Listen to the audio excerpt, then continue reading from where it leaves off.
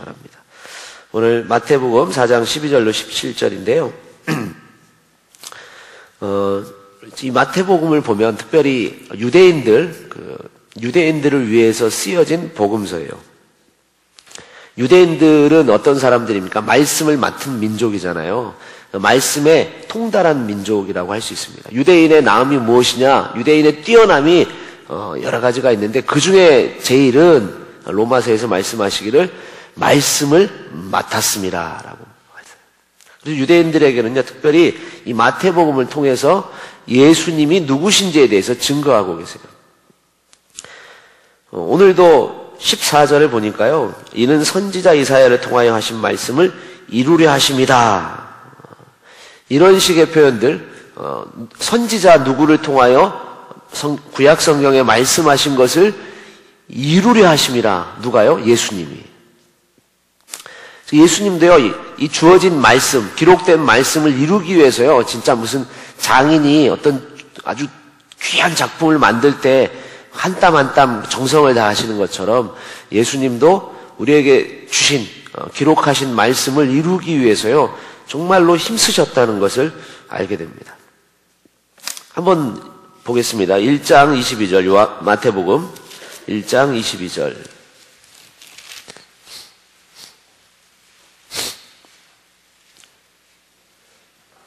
이 모든 일이 된 것은 주께서 선지자로 하신 말씀을 이루려 하심이라. 즉 동정녀 마리아에게 성령으로 잉태되신 이야기, 주께서 선지자 이사야로 하신 말씀을 이루려 하심입니다. 2장 15절, 예수님이 그 헤롯을 피해서 잠시 그 부모님이 이집트로 가잖아요. 15절도 역시 2장 15절에 헤롯이 죽기까지 거기 있었으니 이는 주께서 선지자를 통하여 말씀하신 바 애굽으로부터 내 아들을 불렀다 함을 이루려 하심이라. 2장 17절 18절도요. 이에 선지자 예레미야를 통하여 말씀하신 바, 즉 헤롯이 2살 이하의 아이들을 다 죽이잖아요. 그 살해 사건이 예레미야를 통하여 말씀하신 것을 18절 마지막에 이루어졌느니라. 2장 23절, 그리고 이제 헤롯이 죽은 다음에 다시 이제 이스라엘 땅으로 올라오는데 그 헤롯의 아들 아켈라오라는 자가 살아 있었기 때문에 또 두려운 마음에 하나님 지시를 받고 나사렛이라는 곳으로 가셨어요. 근데 이 역시 23절에 나사렛이란 동네에 가서 사니 이는 선지자로 하신 말씀에 나사렛 사람이라 칭하리라 하심을 이루려 함이라. 이것은 예수님의 의지적인 모습이 아니라 예수님의 부모님을 통하여 또 성령의 역사를 통한 그런 것들을 다 얘기하는데 역시 다 말씀을 이루려 하심입니다. 4장 14절 보겠습니다. 오늘 말씀도 이는 선지자 이사야를 통하여 하신 말씀을 이루려 하심이라. 이 외에도요, 이와 같이 말씀을 이루려 하심이라 라는 이 표현이 약 10번 가까이 나옵니다. 마태복음에. 그리고 전체적으로 이루신 말씀, 기록하신 말씀을 이루기 위해서 구약 말씀을 인용하시고 성취하신 것이 약 16번. 제가 찾아본 바로는요, 더 있는지 꼼꼼히 못 봤는데 한 16번 정도 나오더라고요. 무슨 의미입니까? 하나님이 우리에게 성령의 감동으로 말씀을 기록하셨고 하나님 자신도 이 말씀을 이루신다는 거죠. 이루기 위해서 힘쓰신다는 거예요. 여기에 의도적인 초점을 두고 이것을 이루어 가시는 하나님이시라는 것입니다. 예수님도 이 말씀을 얼마나 소중하게 생각하셨는지 몰라요. 여러분은 이 말씀을 정말로 소중하게 생각하고 계세요? 여러분이 어떤 감정을 가지고 말씀을 대하건 어떤 느낌으로 이 말씀이 나에게 이해되건 이해되지 않건 우리의 상황과 환경이 어찌 되었건 상관없이 하나님께서는 내가 이 말씀을 얼마나 소중하게 생각하는지 여부와 상관없이 하나님은 이 말씀 한 말씀을 소중하게 생각하시고 그리고 이 모든 말씀, 예언의 말씀들을 그대로 성취하시는 하나님입니다. 예수님도 이 말씀이, 구약에 기록된 말씀이 전혀 임의로 주어진 말씀이 아닌 것을 철저하게 스스로 증거하셨어요.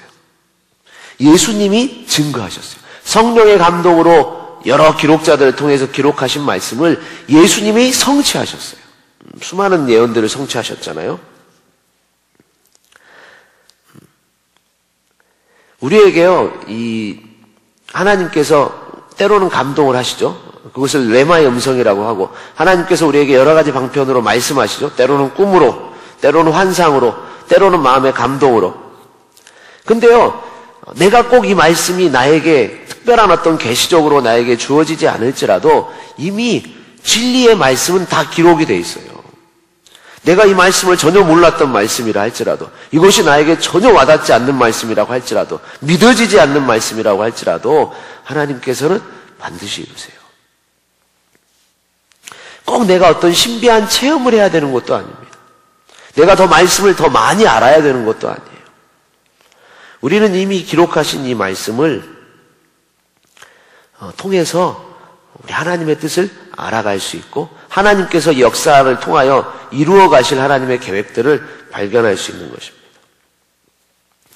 예수님도 이 말씀을 이루기 위해서 애쓰셨다고요.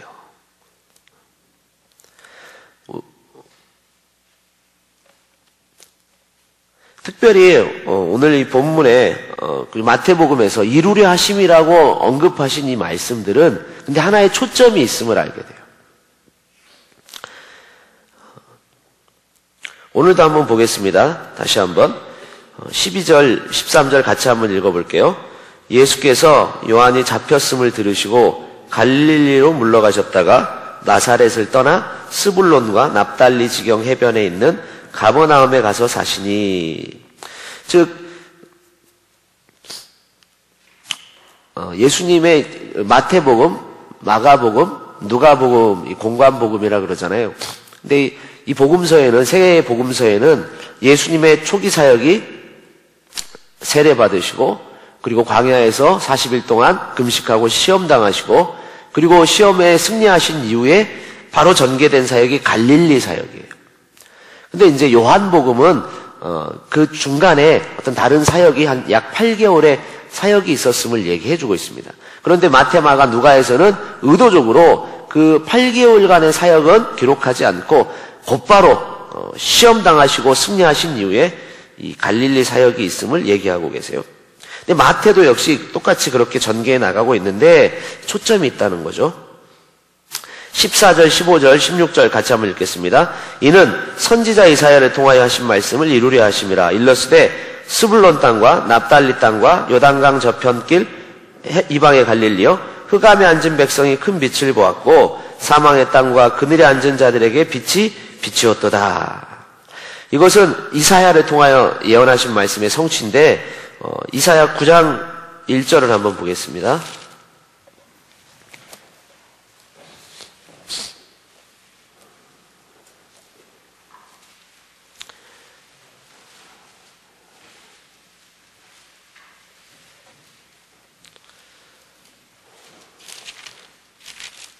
자, 9장 1절 이하에 2절까지 한번 같이 읽겠습니다. 전에 고통받던 자들에게는 흑암이 없으리로다. 옛적에는 여호와께서 스불론 땅과 납달리 땅에 멸시를 당하게 하셨더니 후에는 해변길과 요단 저쪽 이방의 갈릴리를 영화롭게 하셨느니라. 흑암에 행하던 백성이 큰 빛을 보고 사망의 그늘진 땅에 거주하던 자에게 빛이 비추도다. 지금 이 스불론과 납달리, 갈릴리 땅은요, 그 이방과 경계를 인접하고 있는 지역들이에요. 변방 지역이거든요. 그리고 당시에 다분히 그래서 소외됐던 곳입니다. 그래서 고통이 있었어요. 왜냐하면 그 이방 민족들의 침입이 잦은 그런 지역이었어요. 그래서 흑암이 있었다, 어둠이 있었다는 거죠. 고통이 있고 아픔이 있고. 그래서 멸시를 당했다는 거죠, 예전에는. 그러나 훗날은 바로 이 갈릴리 지역이 영화롭게 된다라고 말씀하셔요. 그리고 흑암에 행하던 백성이 큰 빛을 보게 된다. 사망의 그늘진 땅에 거주하던 자에게 빛이 비추신다. 도대체 이게 무슨 의미입니까? 6절 말씀 한번 보겠습니다. 6절, 7절 말씀 같이 한번 읽겠습니다. 이는 한 아기가 우리에게 낳고 한 아들을 우리에게 주신 바 되었는데 그의 어깨에는 정사를 메었고 그의 이름은 기묘자라, 모사라, 전능하신 하나님이라, 영존하시는 아버지라, 평강의 왕이라 할 것임이라. 그 정사와 평강의 더함이 무궁하며 또 다윗의 왕자와 그의 나라에 군림하여 그 나라를 굳게 세우고 지금 이후로 영원히 정의와 공의로 그것을 보존하실 것이라. 만군의 여호와의 열심히 일을 이루시리라. 아멘. 지금 이 문맥이요, 큰 빛을, 흑암에 있던 그들이 큰 빛을 보게 되는데, 후에, 훗날, 그 훗날 이루어질 큰 빛이 임하는 사건이 뭘 얘기하는 거예요? 한 아들이 오는 것을 얘기하는 거예요. 그분은 기묘자 모사라 전능하신 하나님, 영존하시는 아버지요, 평강의 왕이라 불리실 그분이 오시는 거예요. 이게 무슨 얘기예요? 하나님께서요, 기록한 말씀을 이루려 하심이라고 했던 그 초점, 의도적인 초점을 가지고 있었던 이 말씀들은 다 그들이, 유대인들이 그토록 기다렸던 메시아에 대한 약속이 성취됐음을 얘기하는 거예요. 그것은 오직 인간의 어떤 이스라엘 백성들의 선함이 그것을 이룬 것입니까? 그렇지 않죠. 인간의 열심은 실패했어요. 그래서 이스라엘이 멸망해버리잖아요. 북이스라엘, 남유다가 다 멸망해버려요. 인간의 노력은 실패한 것을 얘기하죠. 반면에 무엇이 이와 같은 역사를 이루는 것입니까? 하나님의 열심이 이루는 거예요. 오직 하나님의 열심이 인간들의 끊임없는 부패와 타락에도 불구하고 우리에게 큰 빛의 구원의 역사를 이루시는 것입니다. 자, 다시 본문으로 돌아가셔서요. 예수님이요, 스스로 증거하신 거예요. 뭘요? 약속하신 메시아 되심을 증거하신 거예요. 어떤 사람들이 그러죠. 믿음에 대해서. 믿음이라는 건 어떤 근본적인 기초는 뭡니까? 예수님의 구원자 되심을 믿는 거예요. 많은 사람들이 얘기하죠. 증거 있어? 증거 있어요. 예수님이 기록하신 구약성경의 말씀들을 예수님의 일대기를 통해서 뭐예요? 다 성취하셨어요. 이사야는요, 예수님 탄생 이전에 약 700년 이전, BC 700년대 사람이거든요. 이사야라는 사람은. 대부분 이사야의 예언이, 다는 아니지만 이사야의 예언을 많이 성취하셨는데, 이사야만 놓고 보더라도 700년 이전 사람이에요. 이미 하나님께서요, 그러니까 구약성경을 이스라엘에게 보존하게 하신 것은 이유가 있어요. 다른 것이 아니라 그들로 하여금 예수님이 구원자 되심을 확증시키기 위해서예요. 감정적으로 믿어라. 너의 체험을, 너의 느낌을 통해서 그분이 메시아됨을 믿어라가 아니에요. 우리의 감정과 우리의 어떤 지식 여부와 상관없이요, 이것이 진리임을 하나님 스스로 증명하고 계세요. 믿음이요, 믿음. 우리의 믿음의 기초는 다른 것이 아닙니다. 우리의 감정이 아닙니다. 우리의 체험이 아닙니다. 말씀이에요, 말씀. 증거 있어? 말씀이라니까요. 기록된 말씀의 성취를 하나하나 한번 꼼꼼하게 한번 생각해 보십시오. 그 모든 것을 예수님이 성취하셨어요. 이 말씀에 대한 우리의 자세가 다시 한번 새로워지기를 바랍니다. 말씀을 대하는 우리의 이 마음가짐이 새로워져야 돼요. 다른 게 아니에요. 예수님도 광야에서 시험 당하실 때 마귀의 시험을 단칼에 물리치셨어요. 단칼에 탁탁탁 3번 휘두르고 끝내셨어요. 예수님이 시험 당하기 위해서 광야로 성령이 내몰아 가지고 가셨거든요. 세례 받자마자 공생애를 알리는 신호탄이 뭐였냐면 세례 받고 시험 당하신 거예요. 어디에서요? 광야에서요. 근데 칼 3번 휘두르고 끝냈어요. 그 칼이 뭡니까? 성령의 검, 곧 말씀이에요, 말씀. 말씀이요. 어떤 이건 감정도 아니고 느낌도 아니에요. 신명기 말씀, 새 말씀을 가지고 탁탁탁. 말씀이요. 우리에게 필요한 것은 말씀이 필요한 거예요. 우리에게 어떤 믿음의 확증을 주는 것도 말씀입니다. 거기에 우리 어떤 말씀대로 되어짐을 경험하는 체험도 필요하죠. 그러나 가장 중요한 것은 항상 우리가 체험을 하겠어요? 항상 여러분 하나님의 음성을 들으세요? 항상 레마의 음성이 충만하세요? 기록된 말씀이요. 기록된 말씀. 우리가 이 기록된 말씀의 수준으로 들어가야 되는 거예요.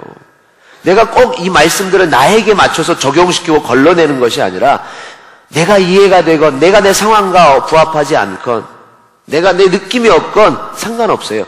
내가 이 말씀을 내 가슴으로 가져가고 내가 이 말씀 속으로 들어가고 이 예언이 성취되는 것을 보는 것입니다. 기록된 말씀에 대한 우리의 자세가 다시 한번 새로워지고 앞으로 우리의 삶에 이 말씀이 더 풍성하게 부어질 수 있도록 이 말씀을 날마다 시편에 말씀하신 복 있는 사람처럼 주야로 묵상할 수 있는 우리 모두가 되기를 바랍니다. 두 번째로, 첫 번째는 예수님이요 이 말씀의 성취를 위해서 힘쓰셨다는 거예요. 말씀을 정말 소중하게 생각하셨다는 것입니다. 두 번째는 예수님께서 무엇을 바라보고 그 땅에 오셨는지 예수님의 어떤 동선을 보면은 알 수 있어요. 예수님이 무엇을 가슴에 품고 사셨고 또 무엇을 바라보며 사셨는지 무엇을 이루기 위해 오셨는지 예수님이 무려 40일 동안 시험을 당하셨어요. 금식하셨어요. 정말 그 기진맥진한 상태에서 3가지 시험을 다 이기시고 승리하셨어요. 그리고 나서 곧장 이어지는 말씀, 의도적인 초점이 있지만 곧장 이어진 핵심적인 사역이 뭐였어요? 당시에 이방 땅이라고 불렸던 소외됐던 나사렛과 스불론과 납달리 지경 가버나움에 가셔서 사역하신 것입니다.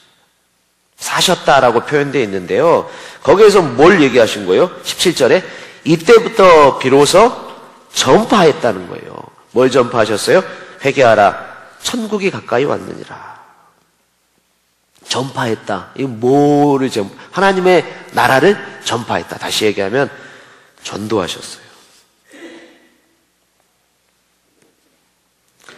예수님의 마음이 어디에 있었냐면요. 그 화려했던 도시 예루살렘에 있었던 것이 아니라 소외되고 어둠 가운데 있었던 신음과 압제 가운데 있었던 사람들을 향한 흑암에 앉아 있었던 사람들, 사망의 땅에 앉아 있었던 사람들, 그늘 가운데 앉아 있던 사람들, 그들에게 복음을 증거하셨던 것입니다. 여러분, 예수님의 마음 꽤 알고 싶으세요? 예수님이 어디를 바라보는지 여러분도 그것을 가슴으로 느껴보고 싶습니까? 그러면 우리도 예수님이 하셨던 것처럼 전도에 동참해보면 알아요. 예수님의 답답함이 뭔지 우리도 전도해보면 압니다. 예수님의 안타까움이 무엇인지 다는 헤아리지 못하지만 우리도 전도해보고 그들의 영혼들을 품고 섬겨보면 알아요. 예수님의 아픔이 무엇인지, 슬픔이 무엇인지, 또 예수님의 기쁨이 무엇인지, 진짜 우리에게 열매 맺게 하시는 열매가 무엇인지, 하나님의 열심이 무엇인지 우리가 전도할 때, 영혼을 품고 그들을 섬길 때 알게 돼요. 여러분, 예수님 마음을 닮아가기 원하잖아요. 더 알기 원하잖아요. 우리가 그런 정도의 마음이 있잖아요. 그러면 전도해보세요. 영혼들을 한번 섬겨보세요. 그러면 알게 됩니다. 우리는 여러 가지 사역들을 하잖아요. 그죠? 알파라는 사역을 통해서 불신자들을 품고요. 이게 얼마나 이게 긴장되는지 모르겠어요. 그죠? 이 게스트 한 사람 한 사람 한 주 한 주가 그냥 마치 막 서커스 고개하는 것처럼 또 여러 가지 사연들이 있는 그 사람들을 마음에 품고 기도할 때 우리 마음에 뭉클뭉클할 때가 많잖아요. 안타깝고 하나님의 마음, 이 사람들을 향한 하나님의 마음이요 막 순간순간 교차하는 걸 느낍니다.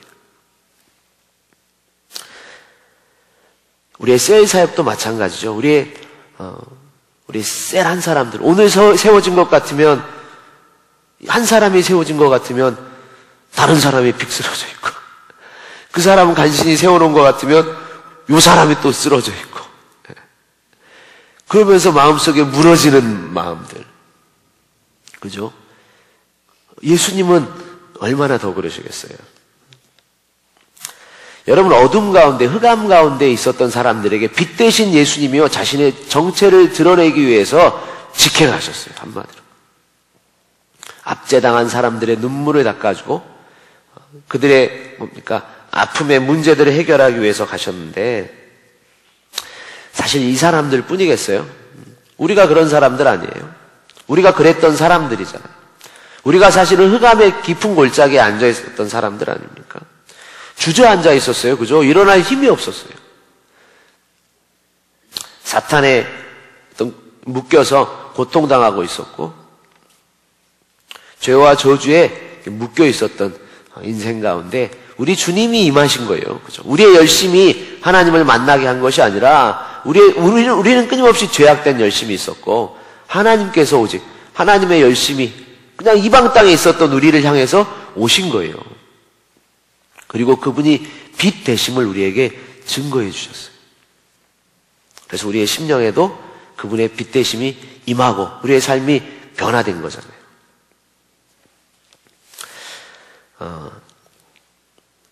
우리도 영혼을 품고 하는 그 사역, 결국은 이것이요, 평생 우리가 해야 할, 평생 가야 될 사역입니다. 세 번째로, 예수님께서 그 이방 땅에서 이방 땅과 같았던 갈릴리에서 비로소 무엇을 하셨습니까? 17절 다시 한번 읽겠습니다. 이때부터 예수께서 비로소 전파하여 이르시되 회개하라 천국이 가까이 왔느니라 하시더라. 비로소. 이때부터 비로소. 이것을 무엇을 의미하냐면요, 이것은 어떤 사역의 어떤 시대의 어떤 큰 전환점을 얘기합니다. 이때부터 비로소. 그 이전까지는 어떤 시대냐면요, 율법 시대예요. 율법 시대.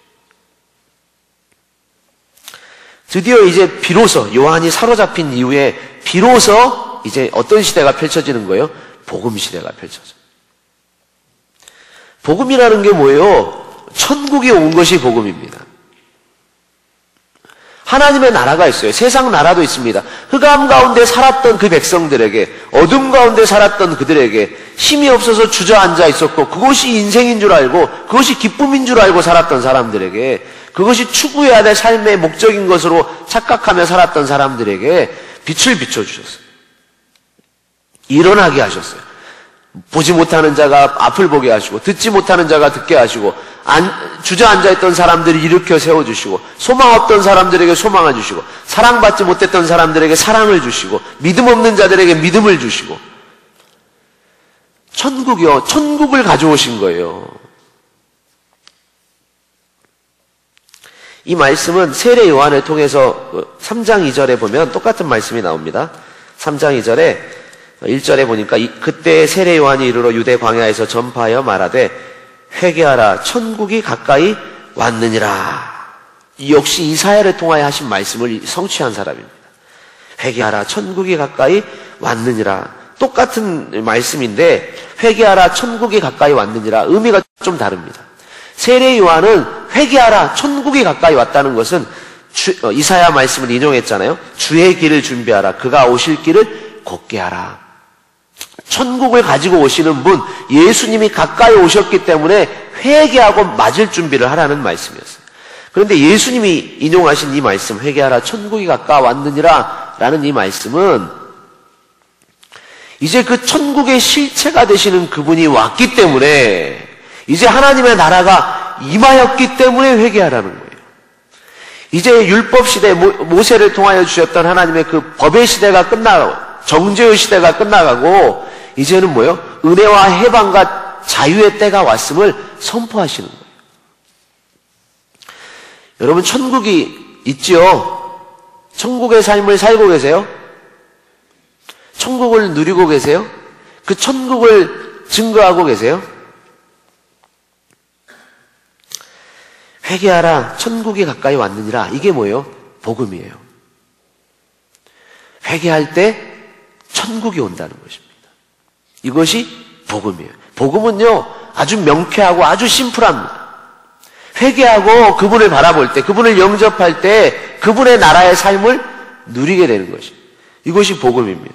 그 복음을, 그 천국 복음을 예수님이 이때로부터 비로소 전파하기 시작하셨어요. 여러분 하나님 나라를 느끼며 사세요? 여러분 하나님의 나라를 더 보기 원하세요? 더 알기 원하십니까? 더 누리기 원하십니까? 회개해야 돼요. 아주 심플해요. 이것을 증거하셨어요. 회개하라 천국이 가까이 왔느니라. 회개하면 천국이 보입니다. 회개하면 회개할수록 더 깊은 천국의 맛을 우리가 알게 됩니다.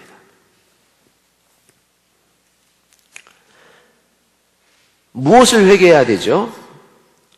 세례 요한의 사역을 통해서 우리가 알 수 있어요.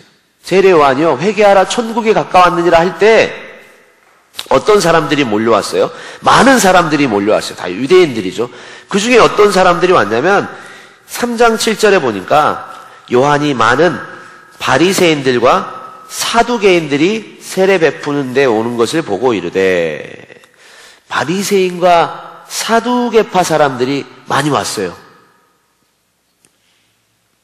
근데 그들을 향해서 예수님이 뭐라고 하셔요? 독사의 자식들아,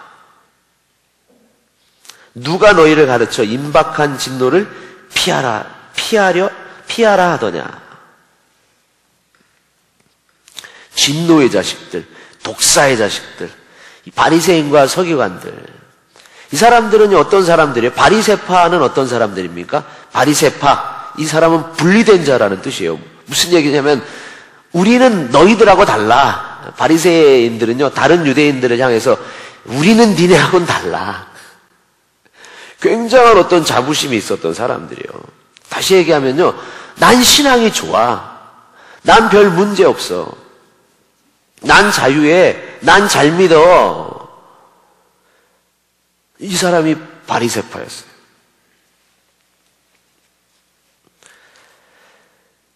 사두개파는 어떤 사람들이었냐면요, 당시에 정치 종교적인 지도자들이었어요. 종교 지도자가 정치의 어떤 지도권을 가지고 있었거든요.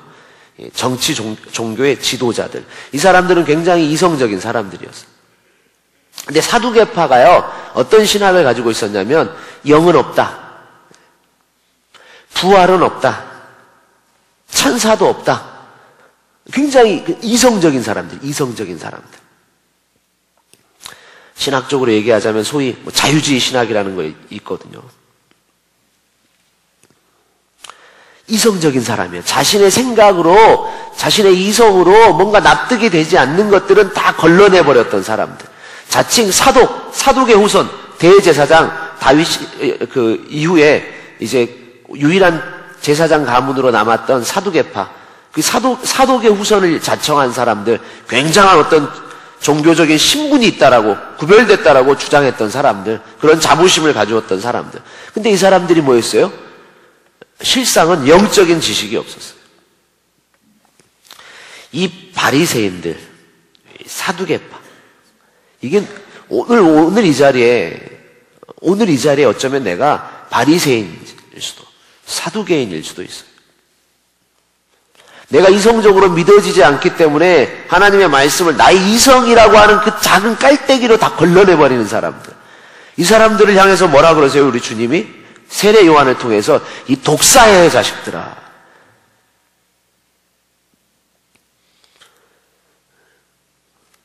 바리새인들, 난 잘하고 있어. 난 잘하고 있어. 나는 이것도 하고 저것도 해.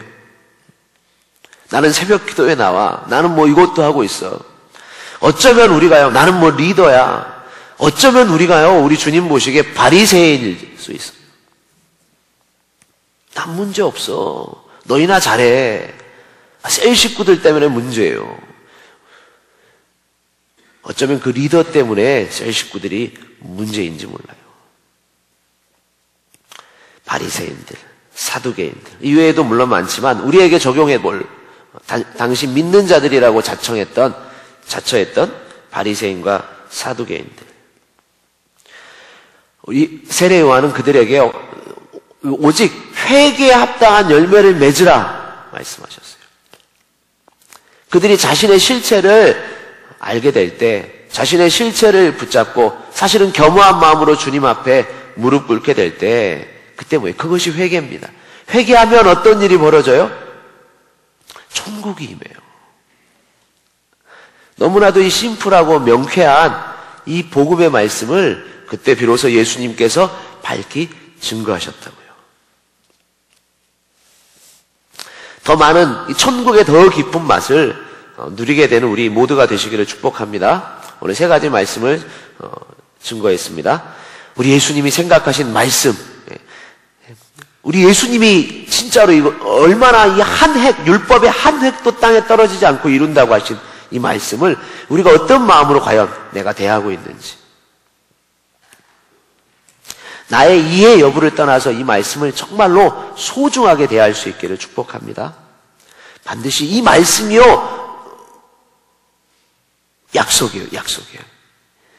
이 말씀을 그대로 성취하시는 거예요. 아직 나에게 피부에 와닿지 않는 그런 말씀들이 있습니까? 그 말씀을 붙잡으세요. 그 말씀으로 선포하세요. 그것이 나에게 뭐 가슴 절절히 믿어지건 믿어지지 않건, 내 상황과 부합하건 부합하지 않건, 그 말씀을 여러분의 영역 가운데요, 선포하세요. 선포하세요. 그리고 특별히 말씀을요, 목사님을 통해서 전달하는 이 말씀뿐만 아니라요, 더 풍성하게 말씀을 여러분 주야로 묵상하십시오. 말씀이 검이고 이 말씀대로 하나님은 이루실 것이기 때문입니다. 증거가 있습니다. 이 말씀이 곧 확증이에요. 이 말씀이 증거예요. 다른 증거가 또 필요한 것이 아니에요. 나는 이런 응답을 받았습니다. 그것이 아니라 말씀이에요. 말씀이 어떻게 성취됐는지를 우리가 증거하는 거예요.